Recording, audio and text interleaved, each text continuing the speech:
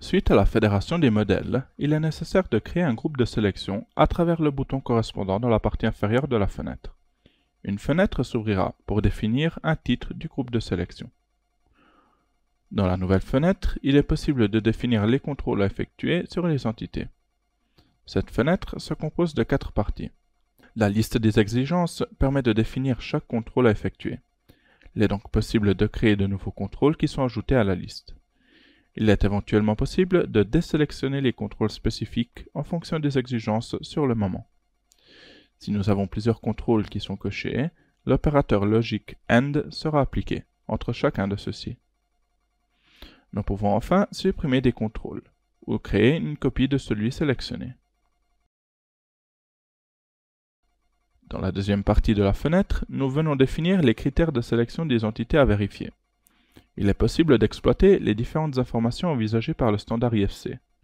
Property, class, attribut, etc. Ensuite, il est nécessaire de définir l'opérateur à respecter et l'éventuelle valeur de référence.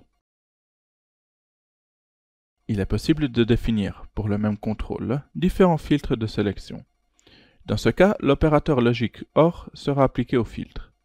Cela signifie qu'au moins un des différents critères de sélection définis doit être respecté pour effectuer cette vérification sur l'entité. La troisième partie permet enfin de définir les contrôles, qui doivent être effectués sur les entités répondant aux critères définis dans l'étape précédente. Pour chaque contrôle, il sera nécessaire d'indiquer une note qui décrit le contrôle effectué, le property set, la property et le type de données de la property, c'est-à-dire si l'information est textuelle, est un chiffre, une valeur booléenne, etc. Enfin, il est nécessaire de définir un opérateur logique qui définit plus précisément la condition à respecter, et si nécessaire, une ou plusieurs valeurs de référence. Pour terminer, la quatrième section permet de définir sur quel modèle de la fédération effectuer le contrôle. La liste des exigences avec les filtres et les contrôles définis peut être enregistrée en un modèle au format Excel ou JSON, pour être réutilisé dans d'autres documents de HasBeamChecker.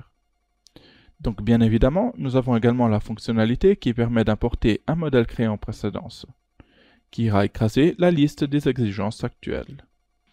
Une fois tous les contrôles effectués et définis, en cliquant sur Confirmer, il est possible de lancer la vérification.